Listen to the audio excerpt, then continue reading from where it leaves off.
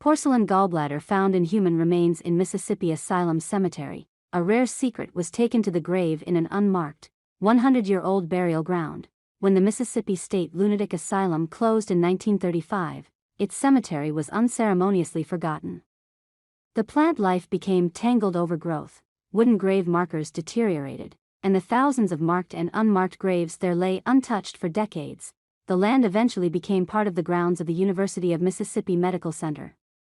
When the institution rediscovered the graves during construction on campus in 2012, it started the Asylum Hill project to research the history of the cemetery while respectfully studying, memorializing, and moving the deceased to a more suitable location on campus. As researchers began excavating the first 100 burials, they discovered an archaeological oddity among the remains of one individual, a stony beige-colored object, about the size and shape of a quail egg, about 2 inches long and 1 inch wide, sat in the soil, right in the middle of this person's torso. It was oddly light for its shape and size. Initially, no one knew what it was. Everyone just stood around and had theories, says Jennifer Mack, the lead bioarchaeologist at the University of Mississippi Medical Center and the Asylum Project. Someone thought it was a calcified cyst, someone else thought it was a gallstone. And I thought, that's way too big to be a gallstone. Mack took the object back to her office. Later, a retired surgeon on the team visited her.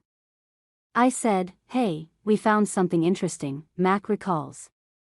He came over, and as I was opening the bag, he said, "I think that's a calcified gallbladder." Because as a surgeon, he had seen them on multiple occasions before. The team later confirmed it to be a perfectly preserved calcified gallbladder, also known as a porcelain gallbladder. The team recently published their discovery in the International Journal of Osteoarchaeology. It's the first porcelain gallbladder to be published in an academic journal as an archaeological finding. A porcelain gallbladder is a relatively rare and irreversible condition where parts or all of your gallbladder, the organ that stores the bile made by your liver and aids with digestion, calcifies and hardens.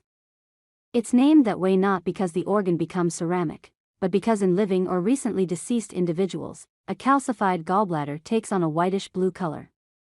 It's entirely possible for a person with porcelain gallbladder to not know they have it. People with it are often asymptomatic and can live with the condition. Though, people with a porcelain gallbladder often have it removed, as it can be a risk factor for cancer.